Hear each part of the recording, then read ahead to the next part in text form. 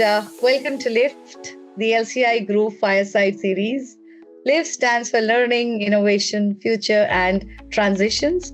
4 words that define how global education evolves and transforms lives. I'm your host, Suneetha Qureshi, Global Director, University Engagement at LCI Group.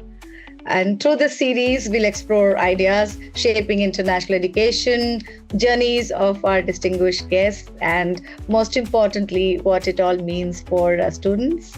Today, I am delighted to be joined by Ula Tang-Plowman, Executive Director, International Recruitment with Global University Systems, supporting University of Law and Arden University. Ula, welcome to LIFT. Thank you so much, Suneetha. Nice to see you. And thank you so much for having me. Looking forward to the chat. Thank you. And so let's begin with your journey. What first drew you into international education? Yeah, my journey is one that has covered all aspects of international education. I'm very proud to say I started back in 2006 as an international student from China. So I was an international student studying, back in 2006, I was still studying on my undergraduate degree in China, and a Welsh university and did the guest lecture about the, Welsh culture and study in the UK. So I was so impressed with the guest lecture and the presentation, I decided to apply to that university. So yes, I went to Wales and studied at Swansea University back in 2006, finished my master's degree, and then took part of the project back then called Go Wales, which is a partly funded project by the Welsh Assembly Government for students to work as a graduate in Wales after graduating from our degrees. So I took part of the Go Wales project after finishing my master's and worked in a very small Welsh company for about 2 years. And then after that, I stayed and worked for an education agency. And after that, from an education agency, I transitioned back into higher education and started my first university representative role at another Welsh university called Aberystwyth University. So I've gone from a student to an agent and to a university representative. And here I am, about 20 years later, I'm still working in this sector. I really love what I do. Really looking forward to sharing more with you through this chat. Thank you. What drew you to working with students and institutions, and what is it that keeps you inspired today? Essentially, I think everybody in this sector wants to help people, wants to help students, our partners, and also their wider community to gain a better life, right? So I would say that confidently, all of the colleagues I've come across within the education ecosystem, whether they are a partner, whether they're an agent, or whether they're a university international officers, they all want to spread the good experience about studying in the UK, the benefit of studying in the UK, and the benefit of international education to the younger generation, so everybody can have an opportunity to access this global stage, to access a better education, and eventually get onto a better career and a better life. So I think at the core, that's the common pursuit for many of us, and certainly the pursuit of me personally, because I've benefited from international education myself tremendously. I think my life has changed after that one guest lecture from Swansea University. And, I took a leap of faith, went to this university in a place I've never been before. And then my life has completely changed. And I believe we can do the same. We can pass on this good experience to younger generation and to the wider community. so that everybody gets a chance to improve themselves and access, a better life. Absolutely. You've had such a rich journey. So we're coming to the L in LIFT, that's learning. So you've been a student yourself. And so what has been the most important lesson working with international students? So I think one of the things the international students would always wonder is how, they will adjust in a new environment, in a completely strange country that they have never been before. There always be anxieties before and when they first arrive, and on whether they would be able to, succeed in their degree, whether they will be able to make friends, whether they will be able to fit into the community. I think just reassure everybody, I've had the same. I've had the same, not only when I first came to the UK as a student, I've also had the same anxiety when every time we had to move home or move to a different city in the UK, because I have started my first kind of location in the UK in Swansea when I was a student, and then obviously I moved to Aberystwyth, then I moved to Loughborough. I now live in a city called Derby, but then I work in London. My office and campuses are all in London, Manchester. So I think from human nature is when moving from a place of comfort to a place that of unknown, people will always feel very, very uncertain. For international students, that is extremely obvious and also common that they will feel this way.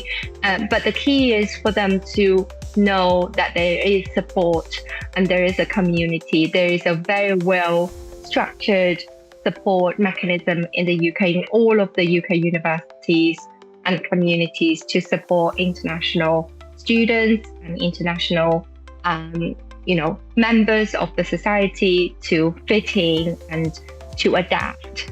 In the university environment, students not only have access to the student union, but also all universities in the UK will have academic tutors, they will have student services to support them. But the key for international students is really you need to make sure that you reach out to those support, you stay proactive and engaging with the support mechanisms within the university. Don't just go to classrooms and return home after your lectures. Make sure that you reach out to student union, reach out to career services, reach out to your academic tutors throughout your degree. And there was so much services and so much support available. And I think students can get a very, very different experience at the same university from those who do actively engage with the services from those who don't engage with the wider university services at all. The experience that those two students get will be extremely different, and the outcome will be very different as well. Thank you for sharing this. And this is very true. I think the more the students engage with the wider community, I think it helps them grow and adapt and learn and get the most of the international experience. So the spirit of learning leads us to the I, innovation. So now, like the Intel sector, the HE sector, as we call it, there are a lot of innovations. There are always sector changes coming in. What kind of changes or innovations in the higher education sector excite you the most? A lot of the things excite me very much. I think one thing that is on top of my mind right now is the technology. The influence of artificial intelligence in all aspects of a university life, not only in terms of our degrees, our curriculum that we're offering. You can see that more and more universities in the UK and also in other countries as well have now introduced programs that are relevant to AI, not only from a technical perspective, but also from the application of the AI. So you are seeing, we have MBAs with artificial intelligence, we have international business management with artificial intelligence, we have data science with artificial intelligence. All aspects of academic disciplines have now embedded, artificial intelligence in their curriculum. But also it goes much further than just the degrees being offered by universities. It goes into many aspects of universities, professional services, like curriculum management system, timetabling, student record management system, CRM systems, and our student kind of at-risk identification system, which is a system that uses artificial intelligence to predict whether the student will have any issues coping with their studies, so that human interventions or academic interventions can be brought earlier in the student's journey to help students stay on course or perform as well as they could. So we are now seeing, I would say we're still at the beginning of the, AI transformation within education, but we are seeing more and more aspects of the universities really adapting and integrating artificial intelligence in providing the better services to students, better services to staff members, and making education very accessible. I think that is the main purpose of embedding and integrating artificial intelligence in universities or other education institutions environment. It is to improve the accessibility of all of our academic and student services, so students don't have to wait until the office hours 9 to 5 to access anything. And also the knowledge and information are no longer contained by a certain department or certain person, certain lecturer, certain academic. These knowledge and information are integrated in a wider, artificial intelligence learning system, so students can be supported through AI, through a much greater pool of information and knowledge. Just to give you an example, one of the things that is currently being looked at, which is again, an early phase of its development.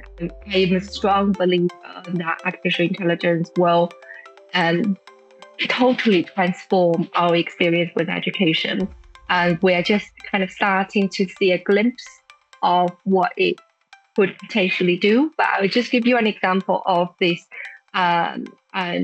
predictive learning technology, that we are seeing, how powerful they could transform our education experience for students. It is one that is, potentially could adapt a teaching and learning experience for students with learning difficulties or with different accessibility requirements, or even mature students who have a different kind of lifestyle or different schedule. They may have work commitment or family commitment during the normal 9 to 5, but have more time in the afternoon or the weekend.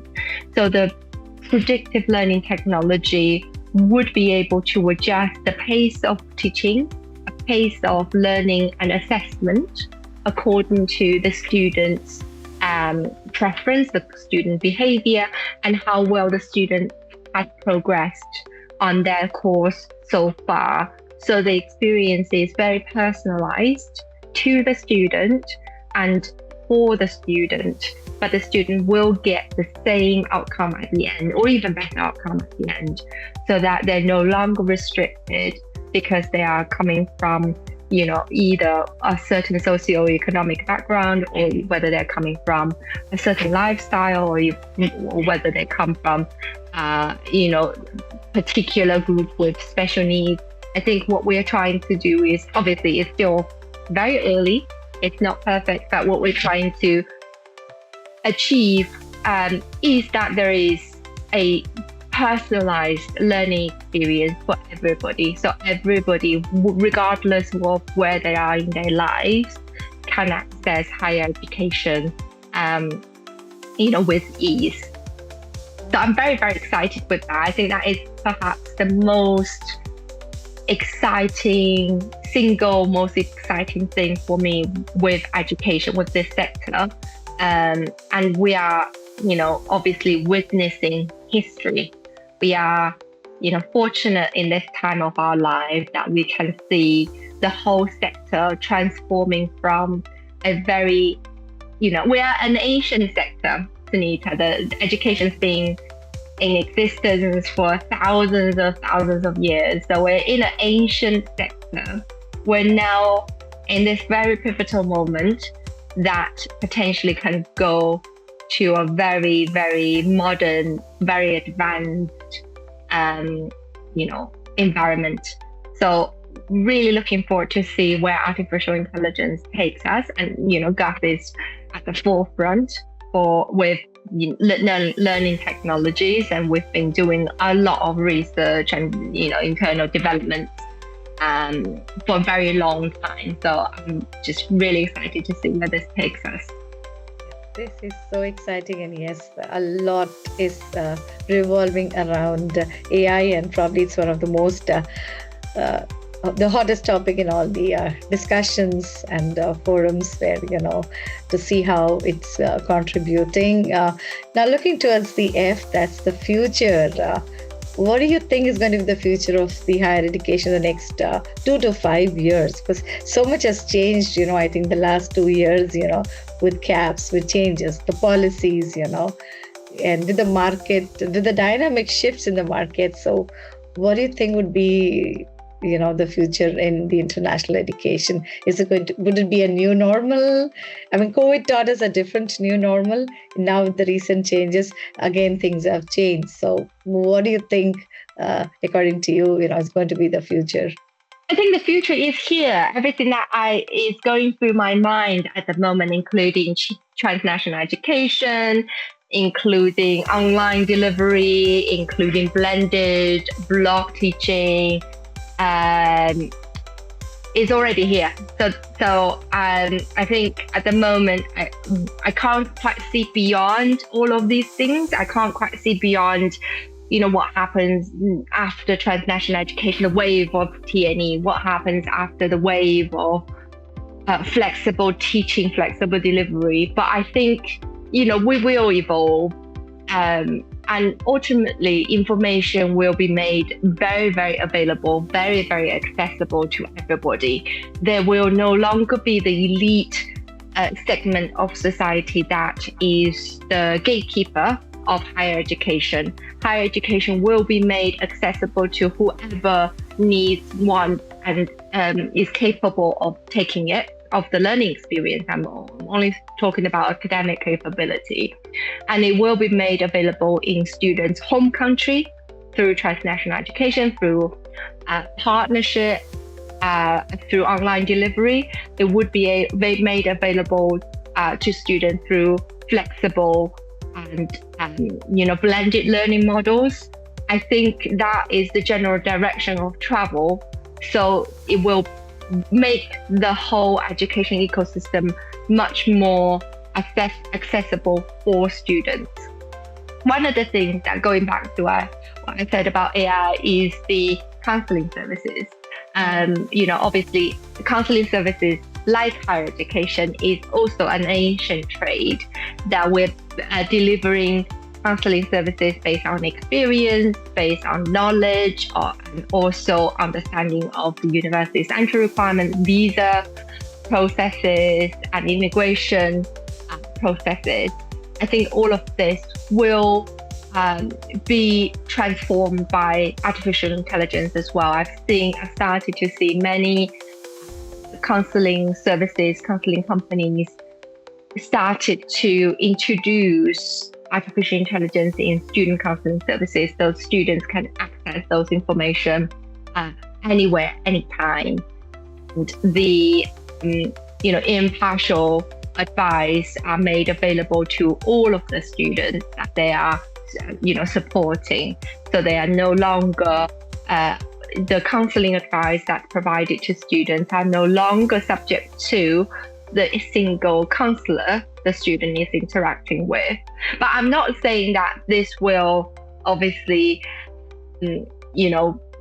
means that we no longer need human counselors. I think the human counselor support is going to be extremely important and even more valuable when we have the first stage consultation delivered by artificial intelligence, when students are able to interact with, a good, artificial intelligence services, consultancies.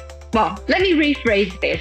I think human intervention will be even more important after the student has gained the initial knowledge and understanding of where they should look for when, with their next academic journey, when they have made the initial assessment and initial choice. Then the human counselors can come in and really bring their personal advice and personal touch and shape their study plan based on the student's personal preference, based on the student's personality, based on their family background, their culture. So I think that is definitely still something that cannot be replaced by artificial intelligence. And really the counselor's role is there to fine-tune the student's final choice. But I do feel there's more and more information available now through AI for students to really make that first stage, planning, so that they are coming to a counselor much more informed, much more well prepared in terms of where they wanted to go. So I think that is a good thing. Essentially, we want students to be able to, do this research with the support of technology, with the support of knowledge database, and come to a counselor with very clear idea of what they wanted to do. So yeah, I think those two things is where I think, the sector will evolve and be even better. But I think they are happening right now. So it's not like it's going to happen in 3, 4, 5 years time. All of these things are already happening right now. Probably will evolve with time. Coming to the final element in LIFT, that is transition. How can institutions support students through transitions? International students go through a lot of changes, So how can institutions support them? Yeah, this is really, really important. And going back to my initial kind of comment on students' anxiety, feeling a little bit anxious when moving into a new country, not only because they've never been here before, they don't know the culture and custom of a new country, but also most of our international students, most of the students come from a non-English speaking country, will find that language is another barrier for them. So my kind of advice to them is to, first of all, know and be assured that the universities do have. Let me re-answer this question. You'll have to do some editing. Yeah, no, that's fine. No, yeah. So anxiety is very common, and it is very common for students when they're moving to a new country. Not only because they don't always know what to expect from a culture and a custom perspective, but also a lot of our students coming from a non-English speaking country will perhaps struggle a little bit with English language as well. So obviously I came from China back in 2006. So English was my something that I worried about a lot. But I wanted to assure all of our incoming international students and also current international students that universities do provide lots of professional services and also academic support for students. And the key is really for students to proactively engage with these support services. So universities normally would have pre-sessional English language support before students arrive. And that is a really, really good way of getting used to the speaking language, getting used to how lectures and assessments are conducted. And when students arrive, it is very, very important for students to take part in the orientation week or any induction activities the universities will be offering to new students. There will also be a range of student societies, activities like cultural activities and different events for new students to find their own community on campus. So, for example, at Arden and University of Law, we have lots of international student clubs for students coming from certain countries to quickly find their own community within the campus, and then to build friendship and support groups through that. And then once the students started their degrees, it is really, really important for students to quickly find out who their academic tutors are, because I can assure all of our international students, every university in the UK will have academic tutors. And it is up to the student to reach out to your own academic tutors. They're there to support you. It's on the students themselves to reach out to the academic tutors to tell them how they're getting on with their course, what support they need.